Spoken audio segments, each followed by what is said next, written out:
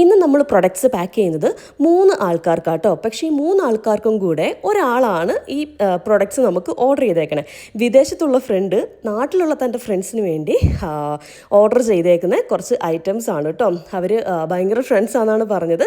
അപ്പോൾ പക്ഷേ 3 പേർക്ക് 3 ഡിഫറെൻറ്റ് ടേസ്റ്റാണ്. അപ്പോൾ അവരുടെ ടേസ്റ്റിനനുസരിച്ചാണ് ഈ കുട്ടി നമുക്ക് സാധനങ്ങൾ ഓർഡർ ചെയ്തേക്കുന്നത്. ഒരാൾ ഇയറിങ്സിൽ സ്റ്റഡ് മാത്രമേ യൂസ് ചെയ്യത്തുള്ളൂ, മറ്റൊരാൾ ഹാങ്ങിങ്സ് ആണ് കൂടുതൽ ഇഷ്ടം, അടുത്ത ആൾക്കാണെങ്കിൽ ഇയറിങ്സേ ഇഷ്ടമല്ല. അപ്പോൾ ആ ഒരു കുട്ടിക്ക് 2 മാലയാണ് അവർ ചൂസ് ചെയ്തേക്കണേ.